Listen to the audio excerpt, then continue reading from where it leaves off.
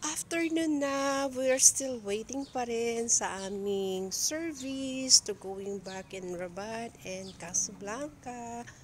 Since we are now relaxing, we're going for a walk and going to Mini Mart to buy our snacks and some foods.